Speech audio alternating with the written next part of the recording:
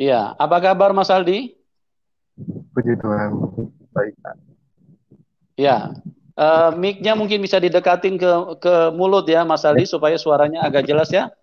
Oke, oke, terima kasih. Oke, terima kasih ya Mas Aldi sudah apa namanya mau memberi kesaksian dan pada malam hari ini teman-teman yang hadir sudah sangat banyak untuk ingin mendengarkan secara langsung dari Mas Aldi apa yang telah terjadi dengan kehidupan Mas Aldi dan silakan untuk disaksikan kepada kita semua pada malam hari ini. Waktu dan tempat saya serahkan kepada Mas Aldi. Silakan Mas Aldi. ya. Salam, salam sejahtera untuk saudara-saudara terkasih dalam nama Yesus Kristus.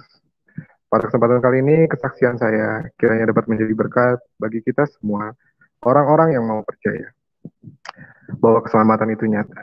Dan setiap orang berhak mendapatkan keselamatan itu tentu saja atas kasih karunia-Nya. Dan kesaksian saya ini atas kerinduan hati saya sendiri, atas keinginan saya sendiri sebagai bentuk tanda terima kasih saya atas kebaikan Tuhan yang sudah menyelamatkan hidup saya. Dan saya mendapatkan kesempatan memberikan kesaksian ini di channel Pak Yusuf Manubulu. Terima kasih untuk kesempatan ini, Pak. Karena seperti firman Tuhan, bukan kamu yang mencari, bukan kamu yang memilih aku, tetapi akulah yang memilih kamu. Dan aku telah menetapkan kamu supaya kamu pergi dan menghasilkan buah. Dan buahmu itu tetap, dan apa yang kamu minta dalam nama Bapa, kepada Bapa dalam namaku diberikan kepadamu. Saudara yang terkasih, perkenalkan nama saya Aldi Putra, saya dilahirkan di Jakarta, di salah satu rumah sakit di daerah Cilandak, Jakarta Selatan. Tapi karena bapak saya dipindah tugaskan di Bandung, akhirnya seminggu setelah saya dilahirkan, saya pun ikut dibawa dan tinggal di Bandung bersama orang tua dan keluarga saudara kandung saya. Tidak berlangsung lama, kami di Bandung tepat sebelum saya SD, kami sekeluarga pindah ke kota Depok. Karena tugas bapak di Bandung sudah selesai, jadi harus kembali ke Jakarta. Orang tua saya, bapak terutama adalah orang yang taat kepada Tuhan. Dan kakek dari bapak adalah seorang haji. Dan kakek nenek dari bapak ini sangat amat tekun dalam beribadah. Bapak ini asli orang Jakarta, Betawi, dan ibu saya keturunan Jawa. Ajaran dari kakek saya turun sampai ke bapak. Dan bapak saya memegang teguh akan ajaran agamanya. Bapak juga orang yang aktif dalam keagamaan, dalam kehidupan bermasyarakat. Dalam artian saat di Depok pun, bapak adalah orang yang terpandang di tempat kami tinggal. Kealimannya, kedermawanannya, membuat banyak tetangga sangat menghargai bapak. Saya pun bangga mempunyai orang tua yang begitu taat kepada Tuhan dan suka berbagi kepada siapapun. Dan ibu saya juga orang yang sangat luar biasa dalam menjalankan tugasnya sebagai seorang istri dari ayah saya dan seorang ibu dari keempat anaknya. Masa kecil, ibu ikut kakaknya yang paling besar. Ibu dibesarkan di Banten, dekat dengan pantai Carita. Kehidupan ibu dulunya adalah seorang yang memeluk agama Katolik. Karena kakaknya ibu dan suaminya beragama Katolik, sebab itu secara otomatis ibu ikut keyakinan kakaknya. Karena kakek dari ibu pun beragama Katolik, meskipun nenek saya seorang Muslim. Singkat cerita, ibu memeluk agama Islam atau menjadi mualaf setelah bertemu dan menikah dengan bapak. Ya mungkin karena jodohnya, alhamdulillah sampai sekarang orang tua saya tidak terputuskan oleh masalah dunia. Saya sendiri dengan keempat saudara saya ikut agama orang tua saya, Muslim. Saat di Depok, saya disekolahkan di Madrasah Ibtidaiyah di daerah Citayam, Depok. Dan di MI saya ini terdapat pesantren di dalamnya. Pelajaran yang saya dapat ya tentu saja banyak berkaitan dengan bahasa Arab. Di rumah pun saya ikut pengajian agar bisa baca kitab suci Al-Quran. Untuk pemula yang dibaca ialah Iqra. Karena kita harus mengenal dulu huruf-huruf hijaiyah seperti alif, ba, ta, dan sebagainya. Dan itu harus dihafalkan untuk bisa masuk dalam tahap selanjutnya, yaitu mengaji. Walau apa ya, saya tidak tahu apa artinya, tapi saya diharuskan mengaji. Karena pada waktu itu Al-Quran adalah kitab suci saya. Jadi harus sesering mungkin saya membukanya, saya membacanya. Walau dulu tidak seperti sekarang ini sudah banyak terjemahannya, tapi saya sangat senang waktu itu dalam mengaji. Bahkan dulu sering berlomba-lomba bersama teman saya untuk menghafal ayat-ayat Al-Quran, walaupun cuma hanya sekedar surat-surat pendek ya. Kehidupan saya sangat bahagia, tentram, damai. Ya mungkin hampir semua orang merasakan bahagianya masa kecil, walau nggak punya apa-apa. Tapi bagi saya bisa bermain dengan teman-teman membuat saya merasa bahagia. Saya selesai Iqra itu waktu kelas 2, mau naik kelas 3. Itu waktu di madrasah. Dan akhirnya pun saya bisa membaca Al-Quran. Walau tidak sehebat bapak saya, tapi setidaknya saya bangga karena di usia saya yang sangat muda, saya sudah bisa membaca kitab suci kebanggaan saya, yaitu Al-Quran. Saya ini anak ketiga dari 4 bersaudara. 1 perempuan dan 3 laki-laki. Yang perempuan adalah kakak saya yang pertama. Menginjak usia remaja, saya mulai merasakan sesuatu perbedaan. Perbedaan perlakuan orang tua dari saudara saya yang ketiga ini. Bahkan dalam mengenyam pendidikan pun sangat berbeda. Saya nggak dikasih kesempatan untuk menentukan sekolah yang saya impikan. Ketiga saudara saya ini diizinkan untuk bersekolah di sekolah favorit, sementara saya harus bersekolah di sekolah pilihan orang tua saya, yang sudah pasti tidak sesuai dengan keinginan saya dan tidak sesuai dengan bidang atau jurusan yang saya minati. Bahkan dalam kehidupan sehari-hari pun, saya merasakan perlakuan yang berbeda. Dari ketiga saudara saya ini, saya merasa tidak ada keluarga yang peduli kepada saya. Saya merasa sendiri dan nggak ada tempat saya untuk berbagi. Saat itu hanya kepada Tuhan. Saya mencurahkan apa yang saya rasakan. Sampai pada akhirnya, saya merasa Tuhan pun tidak menjawab tiap doa saya.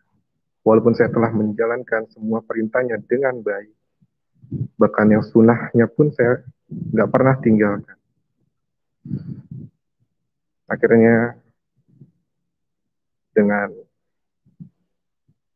hidup yang seperti itu, saya terjerumus dalam pergaulan bebas. Karena pada saat itu saya menganggap teman-teman saya ini orang yang paling mengerti saya. Saya lari ke miras, dan maaf, mengkonsumsi ganja. Karena saat mengkonsumsi itu, saya merasa mendapatkan ketenangan. Ya walau disadari secara perlahan justru akan semakin menghancurkan hidup saya. Sampai suatu ketika saya benar-benar merasa tidak sanggup dengan semua yang terjadi dalam hidup saya. Rasa frustasi mulai menyelimuti hati. Dan saya benar-benar merasa putus asa. Saya merasa apapun yang saya lakukan selalu salah di mata keluarga. Hingga akhirnya suatu ketika saya melakukan percobaan bunuh diri. Pada saat saya di bangku SMA kelas 2, saya melakukan percobaan bunuh diri itu. Saya melompat dari lantai 3 gedung sekolah. Tapi Tuhan masih menunjukkan kebaikannya. Tuhan masih menunjukkan kasih-Nya. Saya hanya mengalami pendarahan di kepala. Dan kaki terkilir, tidak patah, tapi hanya terkilir. Dalam percobaan bunuh diri itu, saya tidak berhenti sampai di situ. Suatu ketika saat saya bolos sekolah, saya pergi bersama teman-teman saya untuk menikmati barang haram-haram itu. Dan saya pulang ke rumah pun dalam keadaan mabuk. Tanpa saya sadari, Bapak sudah menunggu saya di rumah. Karena Bapak sudah tahu saya bolos sekolah. Dan amarah Bapak pun memuncak.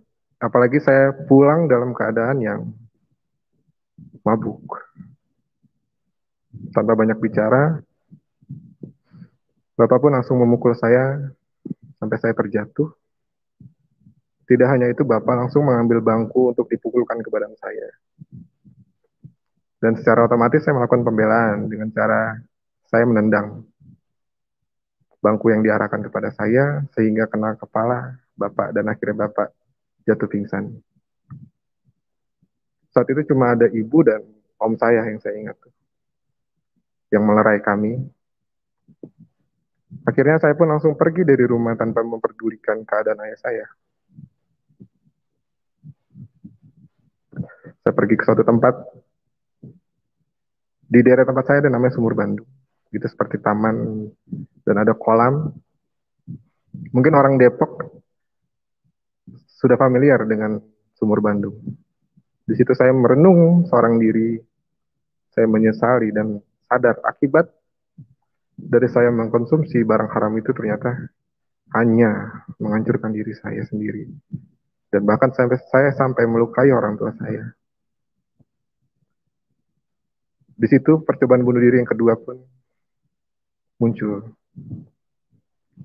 Saya menyayat urat nadi pergelangan tangan saya. Bahkan lukanya pun masih membekas di lengan kiri saya.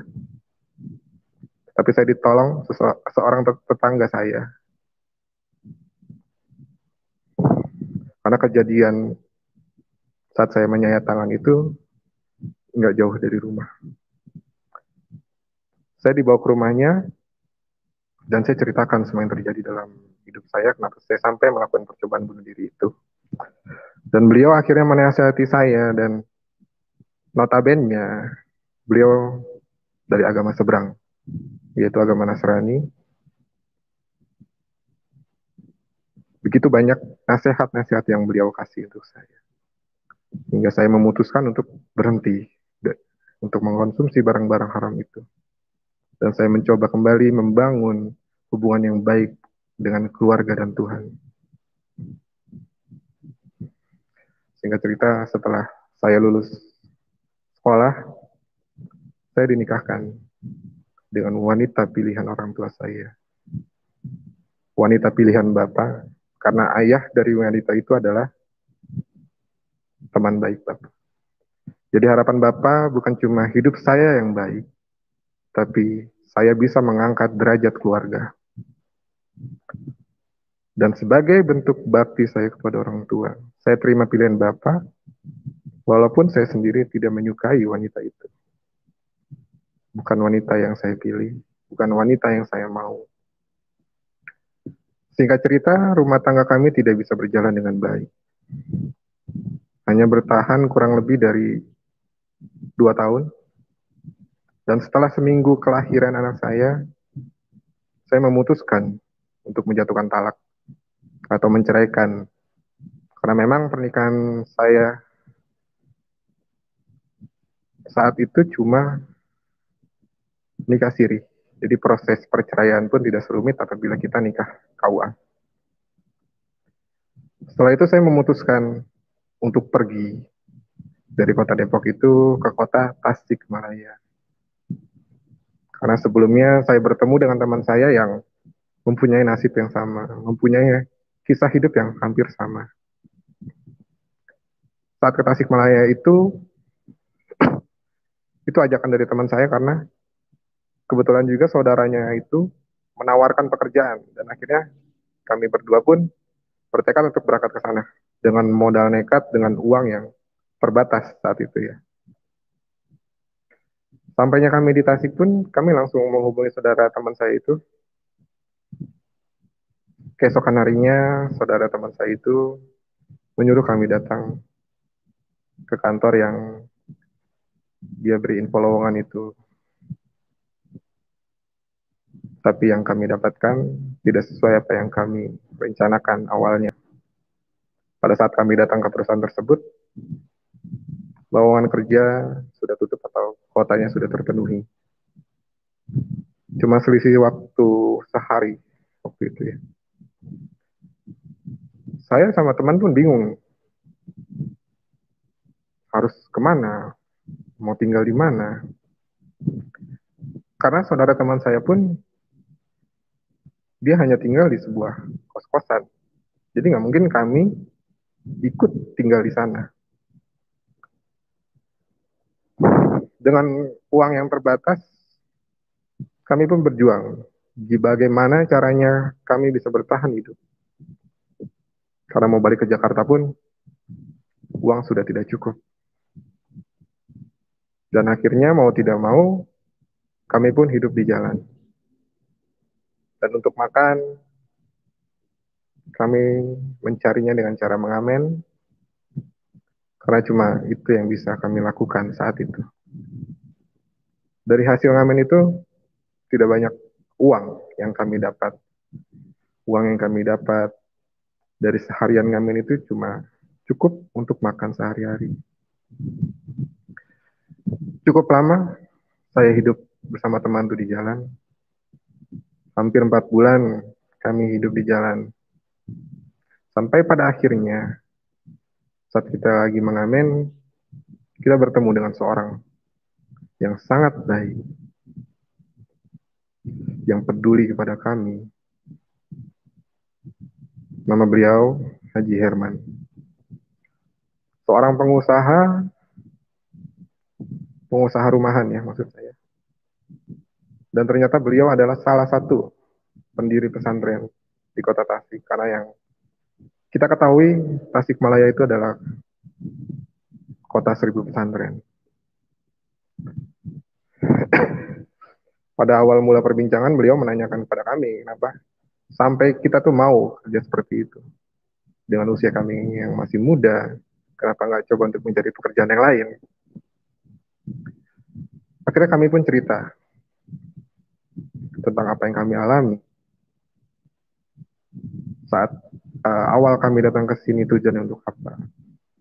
Singkat cerita kami diajak sama beliau untuk ikut ke rumahnya. Awalnya saya tidak tahu bahwa beliau itu seorang pengusaha dan salah satu pendiri pesantren. Kami pun dibawa ke pondok pesantren itu untuk dibina dan beliau juga kasih kami kerjaan yang layak. Walau bukan santri resmi, tapi kami dapat perlakuan yang baik. Pemuritan yang sama dengan santri lainnya. Kami tidak dibedakan. Di sanalah saya secara pribadi, lebih mendalami dalam belajar agama saya. Banyak hal yang dulunya belum saya ketahui, dari sanalah saya mendapatkan ilmu. Kami, khususnya saya, semakin bertumbuh menjadi orang yang lebih soleh lagi. Ya. Banyak pelajaran yang tidak saya dapat di pengajian waktu saya tinggal di Depok, di pengajian-pengajian di masjid-masjid, di Langgar. Tapi di pesantren pun saya mendapatkan ilmu yang tidak pernah saya pelajari. Seperti contoh di sana banyak pembahasan dari kitab kuning, kitab fikih, hadis-hadis sahih, dan di tempat saya itu kitab yang paling populer di kalangan santri di sana, kitab Safinatun Najah. Sampai suatu ketika saat waktunya sholat maghrib tiba, guru-guru, pembimbing, pembina di sana sedang tidak berada dalam pondok karena masing-masing punya tugas di luar pesantren.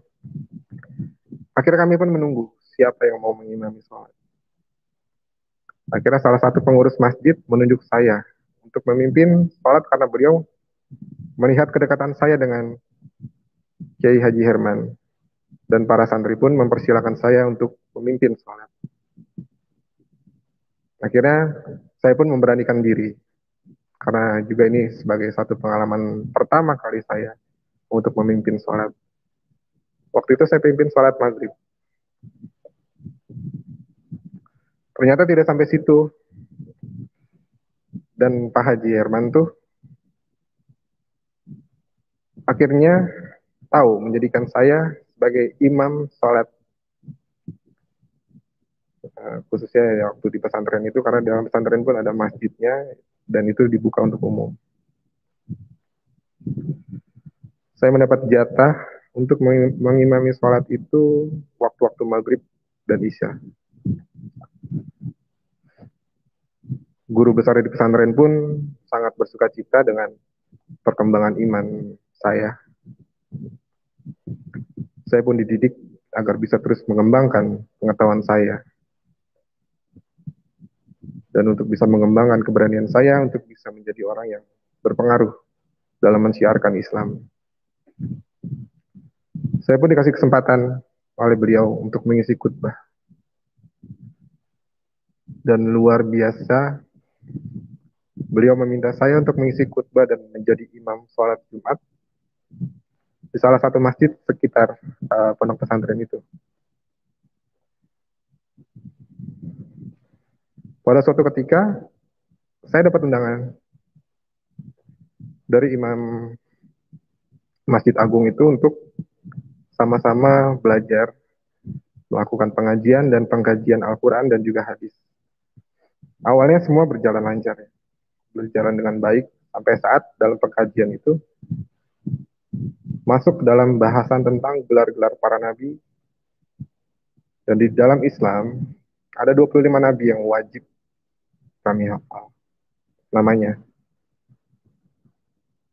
Dari Nabi Adam sampai Nabi Muhammad. Saya sempat terhenti ketika pembahasan masuk kepada gelar Nabi yang ke-24, yaitu Isa alaihissalam. Yang saya rasakan adalah kekaguman saya terhadap sosok dari Nabi Isa ini. Sampai saya kembali ke pondok pun, saya nggak bisa tidur. Ibaratnya seperti ada seekor nyamuk yang terbang dekat telinga. Jadi selalu terngiang-ngiang dalam telinga dan pikiran saya. Pembahasan yang membuat saya gelisah adalah tentang gelar Isa Al-Masih itu. Gelar yang dia didapat oleh Nabi Isa adalah kalimatullah, ruhullah. Jadi kalimat Allah dan roh Allah, seperti apa yang dikatakan Al-Quran. Saya pun mencoba membuka Al-Quran dan mencari tahu tentang ayat-ayat atau surat yang menceritakan tentang Nabi Isa. Begitu banyak Al-Quran menceritakan tentang kedatangan Isa, bahkan lengkap sampai kematiannya. Saya menemukan tentang Nabi Isa itu menemukan di surat ketiga dalam Al-Quran, ya, surat Ali Imran, itu ke ayat ke-45. Ketika malaikat datang mengirimkan kabar kepada Maryam, sesungguhnya Allah menyampaikan kabar atau berita gembira dengan kalimat yang datang daripadanya. Namanya Al-Masih, Isa putra Maryam. Seseorang yang terkemuka di dunia dan di akhirat, dan termasuk orang-orang yang didekatkan kepada Allah. Di sini saya nggak bisa menafsirkan sendiri pada waktu itu. Akhirnya saya mencoba bertanya kepada guru saya. Jadi seperti ini perbincangan saya sama Ustadz. Assalamualaikum Ustadz. Ustadz menjawab, Waalaikumsalam. Maaf Ustadz, ada yang mau saya tanyakan. Bisa minta waktunya. Dan Ustadz menjawab, ya silakan Aldi. Dan di sini saya menanyakan tentang surat Ali Imran itu, yang ayat 45, tertulis Isa itu kalimat Allah, berarti sama dengan waktu Tuhan menciptakan langit dan bumi beserta isinya. Jadi Isa itu adalah pencipta itu sendiri. Saya menanyakan itu ke Ustadz. Lalu Ustadz saya menjawab, Isa itu diciptakan, bukan yang menciptakan. Lalu saya bilang ke Ustadz, lalu kalimatullah itu pencipta atau ciptaan, Ustadz? Bila Ustadz mengatakan segala sesuatu diciptakan oleh kalimatnya, berarti Isa itu mencipta, seperti yang tertulis dalam Al-Quran. Ustadz saya jawab, tafsiran kamu keliru, sebab Isa itu adalah manusia yang diciptakan atas roh yang ditiupkan oleh Allah. Dan saya jawab, tapi Quran berkata semua diciptakan oleh kalimatullah. Berarti Isa itu adalah Allah itu sendiri. Dengan nada tinggi, beliau pun menekankan bahwa Isa adalah manusia biasa dan hanya seorang utusan. Saya pun menghentikan percakapan saya karena saya juga tidak puas mendapatkan jawaban dari ustaz saya itu. Saya mencoba mencari jawaban lewat Al-Quran yang saya dapati ada di surat Yunus ayat 94 dan surat Al-Maidah ayat 68.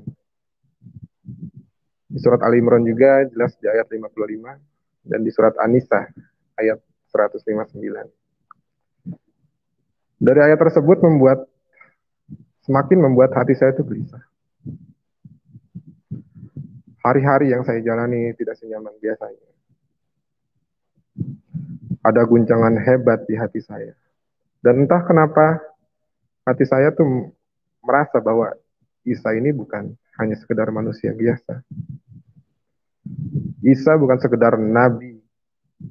Karena hanya Isa yang diciptakan tidak melalui tulang rusuk, tidak melalui pembentukan tanah lalu ditiupkan roh,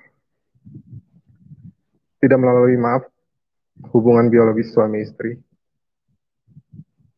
Seperti apa yang dikatakan dalam hadis yang diriwayatkan Anas ibnu Malik, Isa fa'innahu ruhullahi wa kalimatuhu. Isa itu roh Allah dan kalimatnya. Itu ada di kitab 2002 Mutiara Hadis, halaman 356, 357. Gelar Isa pun bukan hanya sekedar rohullah dan kalimatuhu, tapi saya menemukan gelar Isa itu sebagai al-haq, yang artinya itu kebenaran. Dan juga kalifatullah, yang artinya adalah pengganti. Dan demikian khalifatullah berarti pengganti, berarti Isa itu adalah pengganti Allah di bumi. Dari sinilah semakin membuat hati saya gelisah.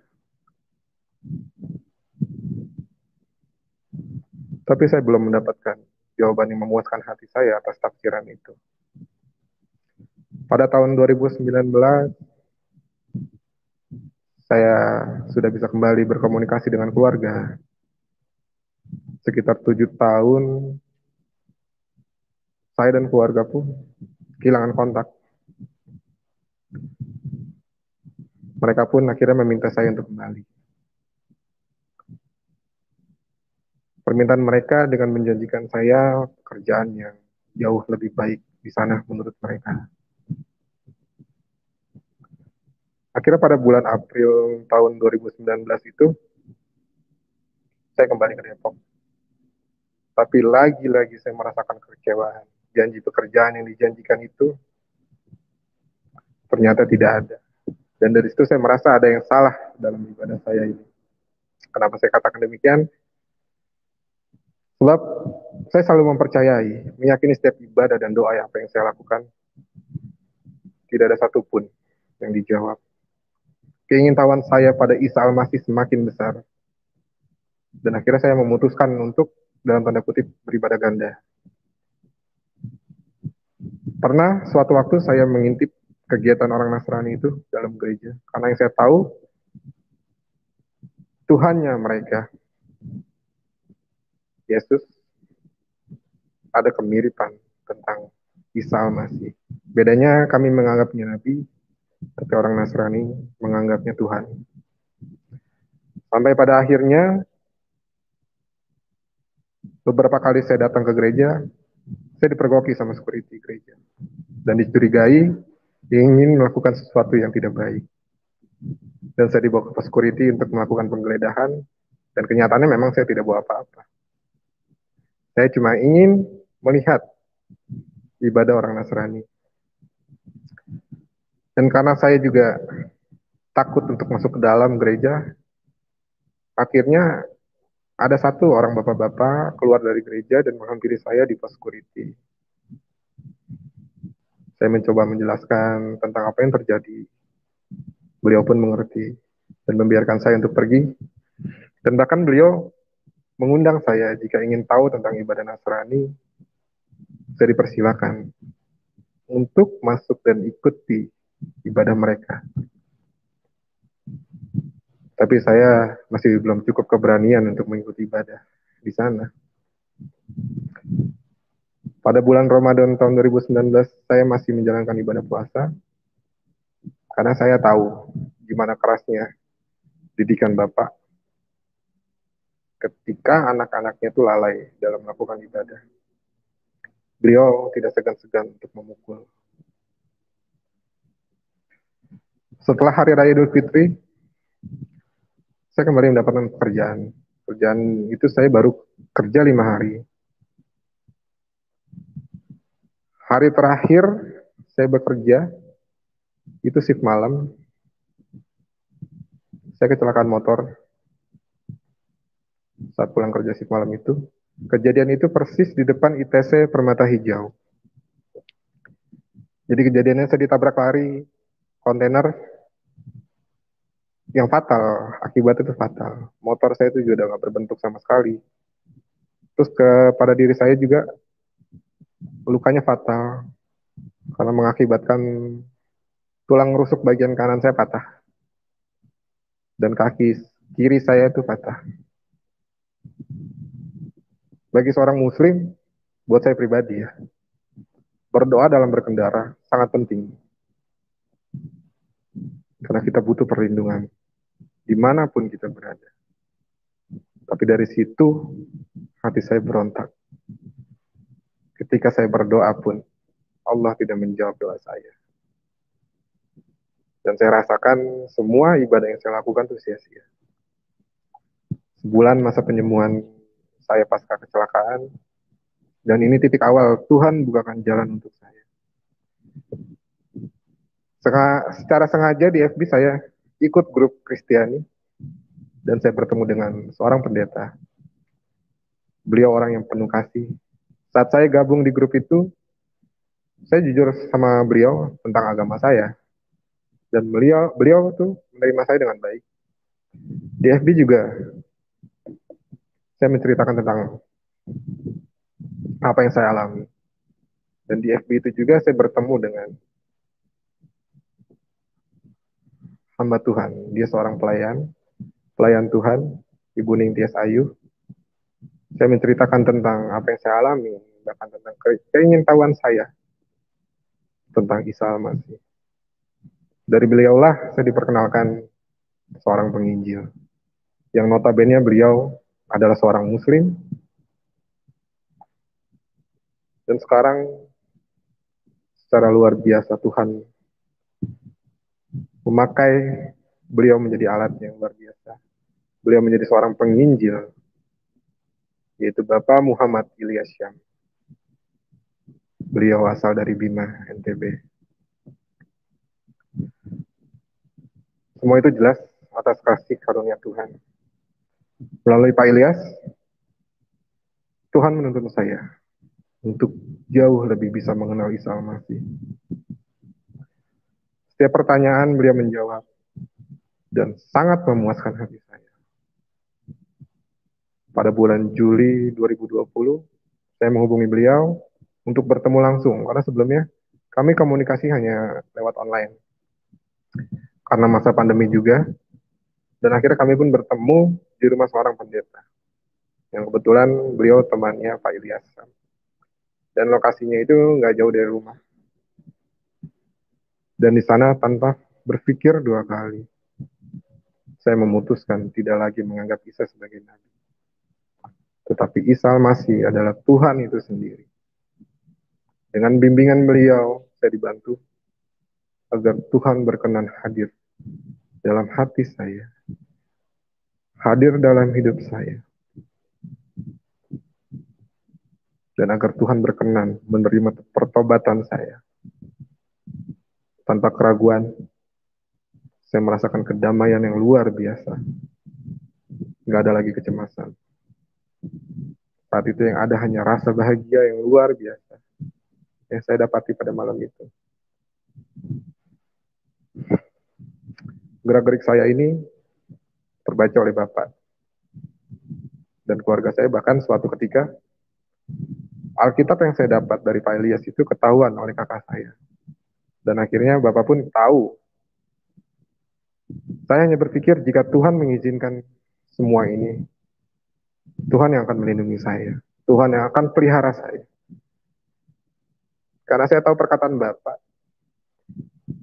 jika ada dari keluarga saya, bahkan anak saya sendiri menjadi kafir atau murtad, saya sendiri yang akan penggal kepalanya. Saat peristiwa Alkitab ditemukan kakak, Bapak sedang berada di Bandung karena ada kerjaan bersama temannya.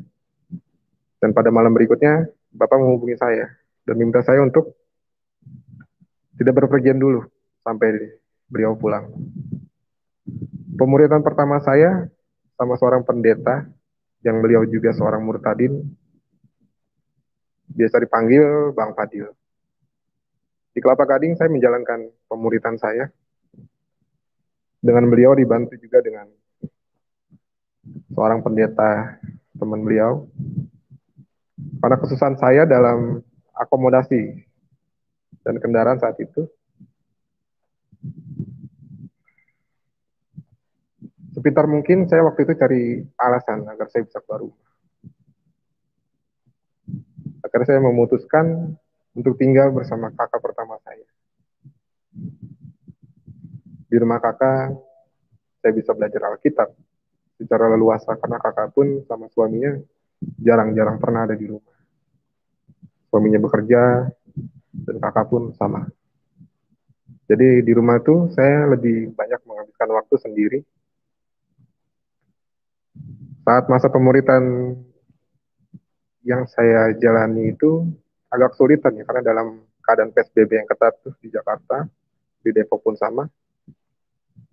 Jadi agak kesulitan untuk bisa tatap muka. Akhirnya saya menjalankan pemuritan melalui online, grup. Dan dari situ saya banyak mengenal orang-orang yang Tuhan pilih untuk diselamatkan. Dan dari grup itu juga, saya bertemu dengan wakil dari Bang Fadil, yaitu Pendeta Yadi. Beliau berdomisili sama di Depok. Jadi buat saya saat itu, beliau ini sangat membantu. Sangat membantu sekali saat proses pemuritan saya. Beliau juga selalu mengasih materi-materi secara langsung. Bahkan beliau mengadakan satu, apa disebutnya, seperti kayak pesantren kilat. Dilaksanakan di salah satu gereja di Depok, yang nggak bisa saya sebutkan. Pada pertobatan saya, begitu banyak berkat yang Tuhan berikan untuk saya. Bahkan sampai pada saat saya 2 minggu ingin dibaptis, Tuhan kirimkan hadiah yang luar biasa. Hadiah yang luar biasa indah dalam hidup saya. Hadiah yang Tuhan kasih yang mempunyai tujuan yang baik. Yang baru bisa saya mengerti akhir-akhir ini. Tuhan menghadiahkan saya seorang wanita yang luar biasa ke dalam hidup saya. Orang yang bisa mengerti saya. Orang yang bisa menerima saya apa adanya. Menerima kondisi saya yang dibuang atau dikucilkan dari keluarga.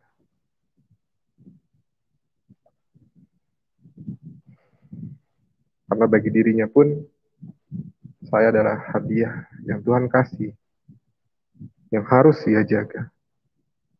Dan pada akhirnya pertobatan saya tergenapi.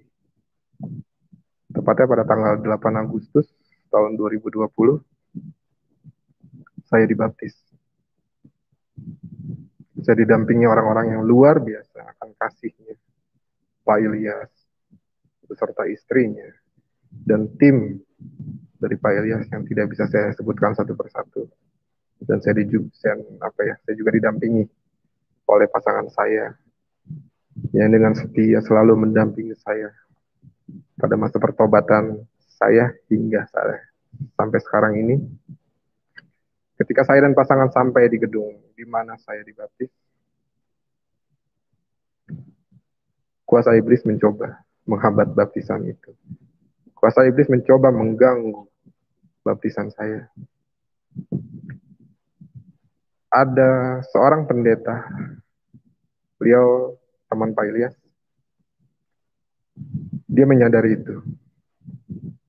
Dan akhirnya, sesaat sebelum pembaptisan, saya didoakan oleh beberapa orang, sampai saya merasa merasa lebih tenang. Karena jujur waktu saat pembaptisan itu, dari tempat saya berangkat, rasa sukacita yang luar biasa. Tapi sampai pada saat saya ingin melakukan pembaptisan, sampai di dalam gedung itu, saya melihat sekeliling orang semua yang ada di situ. Saya sangat membencinya. Bahkan ingin menghabisi satu persatu orang-orang di situ. Tapi puji Tuhan, kuasa Tuhan jauh lebih besar. Dan akhirnya baptisan pun dimulai. Yang saya rasakan saat baptisan itu ya, ada getaran yang luar biasa pada tubuh saya. Saat saya memasukkan diri dalam kolam baptisan itu, dan itu semakin besar. Getaran itu semakin besar ketika doa baptisan dan lagu-lagu pujian dilantunkan. Ketika Bapak Junaidi Salat dan Bang Fadil membaptis saya dan mencelupkan saya ke air, yang saya rasakan adalah setelah diangkat dari air, tubuh saya itu terasa ringan. Seperti apa yang membebani tubuh saya hancur di tempat itu. Dan sukacitalah yang saya rasakan. Haru tangis bahagia ketika kasih Tuhan begitu nyata dalam hidup saya. Tuhan telah selamatkan saya. Berkat pun melimpah pada hari itu. Walau saya dibuang dari keluarga, bahkan ancaman mulai datang dari keluarga. Tapi Tuhan menggantikannya. Tuhan mengasihi saya. Tuhan memberikan saya keluarga baru yang sangat mengasihi saya.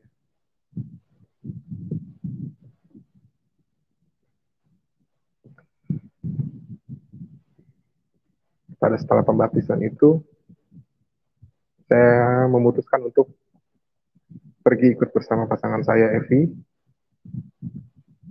untuk pergi ke tempatnya. Di daerah Jawa, di sebuah daerah yang saya tidak tahu sebelumnya, tempat yang asing buat saya. Awal mula bertemu dengan keluarga Evi itu semua berjalan dengan baik. Tapi kuasa iblis ternyata tidak mau tinggal diam. Dia menggunakan banyak cara untuk berusaha menghancurkan iman percaya saya. Suatu hari, kami dapat fitnah dari warga sekitar. Yang notabene mereka dari agama seberang. Jujur, dengan adanya fitnah ini, membuat kami itu ingin marah, ingin berontak. Tapi puji Tuhan, Tuhan selalu menyatakan kasih-Nya kepada kami. Dia mengajarkan bahwa pembalasan bukanlah hak kami. Dan Tuhanlah yang akan menyelesaikannya bagi kami. Dan ada satu perkataan dari seorang hamba Tuhan yang sangat memberkati buat kami. Beliau pernah bilang, kalau kamu difitnah, kamu terima. Fitnah itu lezat. Buat saya itu perkataan yang dulu saya menganggap remeh, hanya sekedar candaan atau apa. Dan akhirnya saya merasakan bahwa perkataan beliau itu benar. Dari peristiwa itu, kami mulai merasakan perubahan sikap dari keluarga pasangan saya. Kami menyadari mungkin perubahan sikap Itu karena fitnah yang sudah dituduhkan kepada kami. Dan mereka mungkin banyak pertimbangan akan hubungan kami. Terlebih saat saya datang ke keluarga Evi, saya pun tidak memiliki pekerjaan apapun. Mungkin secara pemikiran manusia, siapa sih yang merelakan anaknya menikah dengan seorang pengangguran, bahkan dibuang oleh keluarganya. Saya sadari itu. Kami mendapatkan sikap yang agak kurang berkenan di hati, bahkan ada banyak tekanan dan himpitan dalam hidup kami. Dengan pergumulan kami juga, kami sering tidak pernah pegang uang. Sama sekali. Bahkan kadang untuk makan aja kami susah. Dan perselisihan pun dengan pasangan saya, itu nggak bisa dihindarkan. Bahkan saya sempat berpikir, ternyata ikut Tuhan itu semenderita ini. Saya sempat berpikir, apakah keputusan saya untuk ikut Yesus adalah suatu kesalahan. Tapi puji Tuhan, disinilah saya baru mengerti apa maksud Tuhan dalam hidup saya. Pasangan saya selalu menguatkan, bahkan setiap malam kami selalu belajar firman Tuhan dan berdoa bersama. Dari situ saya baru menyadari ternyata Tuhan kirimkan Evi untuk menjadi seorang pendamping dan penolong dalam hidup saya. Dan saya dibukakan hati dengan kebenaran firman Tuhan dalam Injil Lukas pasal 9 ayat 23. Setiap orang yang mau mengikut aku, dia harus menyangkal dirinya, memikul salibnya setiap hari dan mengikut aku.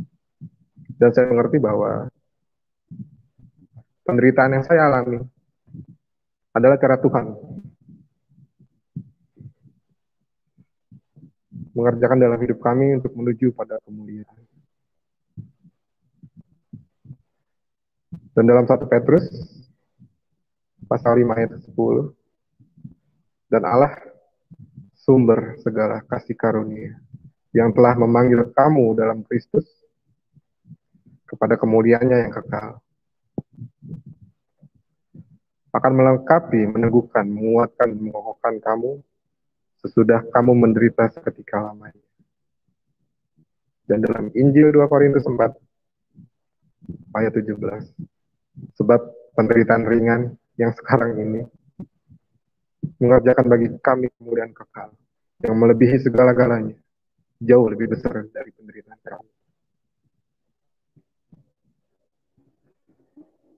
Sebab hidup kami ini adalah hidup karena percaya, bukan karena melihat. Dan pada saat titik terendah saya dengan pasangan saya, di mana seolah-olah tidak ada satu orang pun yang peduli kepada kami, Tuhan menunjukkan mujizatnya pada kami. Saat itu kami nggak punya uang sama sekali. Sepeser pun kami nggak punya. Dan esok harinya ada angsuran yang harus pasangan saya bayarkan. Dan kami nggak tahu dari mana uang itu.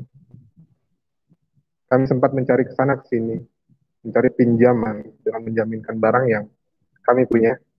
Tapi nggak ada satupun yang dapat menolong kami.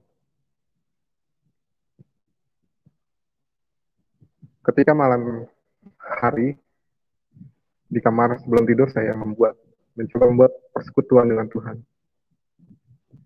Saya mencoba berdoa dalam kamar dengan keheningan malam. Di situ saya merasakan kehadiran Tuhan. Ada kuasa yang tidak pernah saya rasakan sebelumnya. Begitu kuat sampai saya tuh nggak mampu, nggak berani untuk membuka mata. Dan besok paginya Tuhan nyatakan mujizat.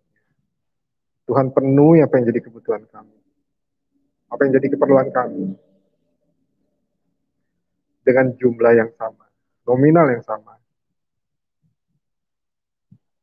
nggak lebih, nggak kurang, sesuai apa yang kami perlukan saat itu. Tuhan mengirimi kami seseorang yang bahkan pasangan saya tidak pernah terpikirkan sebelumnya.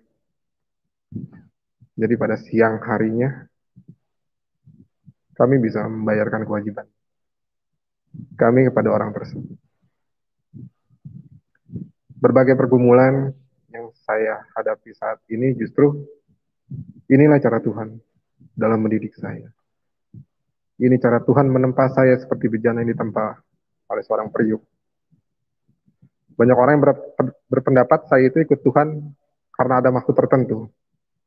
Ya contohnya keluarga saya sendirilah menganggap saya ikut Tuhan Yesus karena dapat iming-iming uang. Demi Tuhan, dari awal saya ikut Tuhan sampai sekarang. Tidak sepeser pun saya terima dari siapapun itu. Mau dari hamba Tuhan di sana ataupun di sini. Nggak ada satu orang pun yang mengajak, apalagi mencoba memaksa saya ikut Tuhan. Karena inilah kerinduan saya.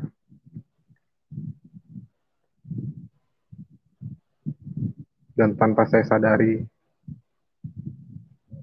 Tuhan telah menjamah hati saya di tempat yang tidak saya pikirkan sebelumnya. Dan inilah kebenaran firman Tuhan. Bukan aku yang mencari, bukan aku yang memilih. Tetapi Tuhan yang telah memilih aku. Memang nggak mudah ikut Tuhan tuh. Sebab saya sendiri tahu konsekuensinya. Jika saya mengikuti Isa Al-Masih, maka saya harus siap dikucilkan oleh keluarga, saudara, teman, bahkan dicoret dari hak waris. Dan darah saya halal bagi bapak saya. Tapi saya coba hiraukan itu. Butuh keikhlasan hati. Dan tentu saja Tuhan yang menghendaki dalam menjadi orang yang percaya. Sebab ketika suatu yang kita jalani ada sedikit saja terbesit, niat yang kurang baik,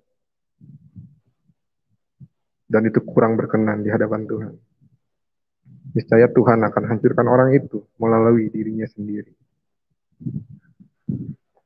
Segala bentuk fitnah, segala pergumulan hidup, bahkan segala ancaman, itu cara Tuhan untuk meneguhkan dan mengokohkan saya agar menjadi pribadi yang jauh lebih baik. Saya nggak pernah punya niatan atau cita-cita keinginan untuk menjadi seorang murtadin. Tapi apa yang terjadi, Tuhan menggenapi firman-Nya. Tuhan yang pilih saya untuk menjadi anaknya dan menjadi miliknya serta serupa dengannya. Dan kini saya pun mengerti mengapa saya dipilih menjadi miliknya.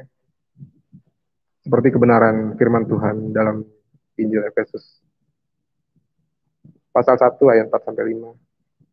Sebab di dalam Dia Allah telah memilih kita sebelum dunia dijadikan, supaya kita kudus, tak bercacat di hadapan-Nya. Dalam kasih, Dia telah menentukan kita dari semula oleh Isa Al-Masih untuk menjadi anak-anak-Nya, sesuai dengan kerelaan dan kehendak-Nya. Jadi sejauh sebelum Dia meletakkan dasar bumi, Dia telah memikirkan kita dan menetapkan kita sebagai fokus dari kasih, agar kita menjadi utuh dan kudus oleh kasih.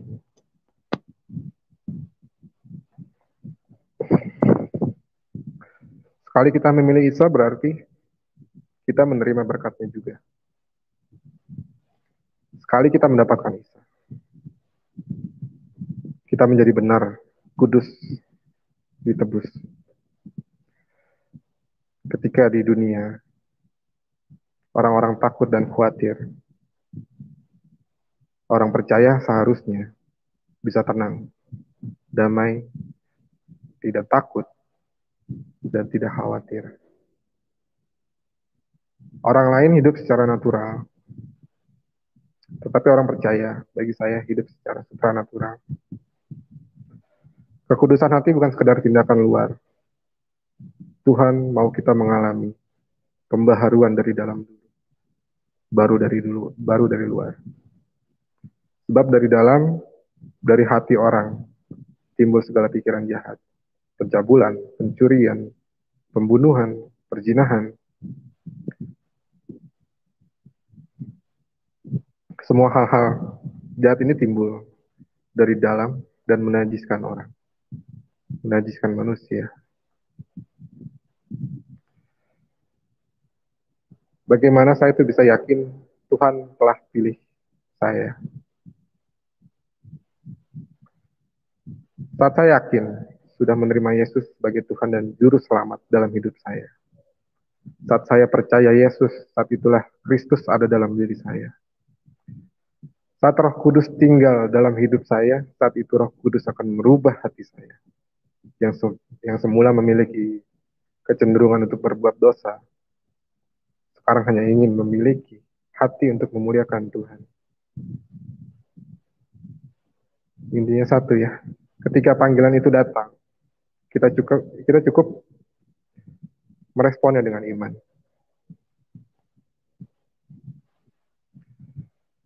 Seperti firman Tuhan 1 Yohanes 4 ayat 10, karena Isa Al-Masih yang telah memilih kita. Kita tidak perlu merasa tidak layak. Mari dengan penuh keberanian kita datang dan membawa seluruh kehidupan kita kepadanya.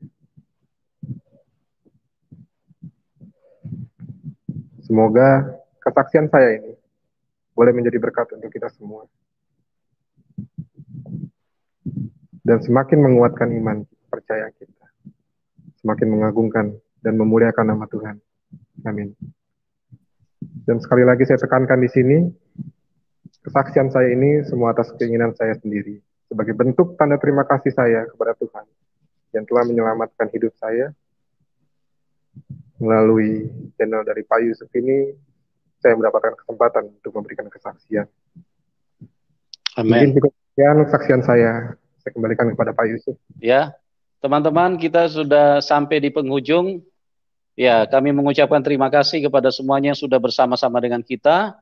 Dan bagi teman-teman yang ingin mendukung pelayanan kami, di bawah layar deskripsi kami sudah cantumkan nomor rekening. Oke teman-teman, kami juga menyampaikan terima kasih kepada Mas Aldi yang sudah memberikan kesaksian kepada kita semua, kesaksian yang sangat memberkati, kesaksian yang sangat luar biasa.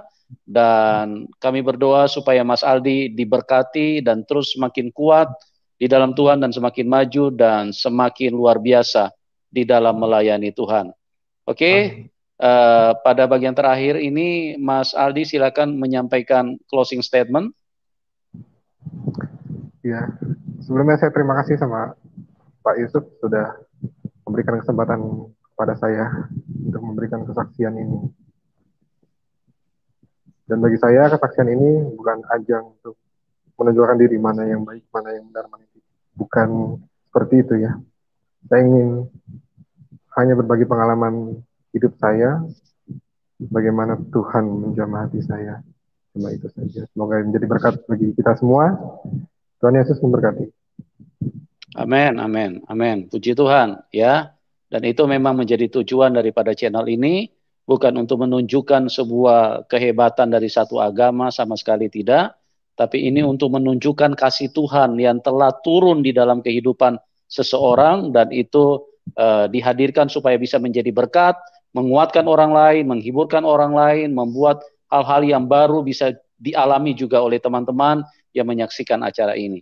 Oke, Tuhan Yesus memberkati kita semua dan salam kemenangan buat kita semua. Amin.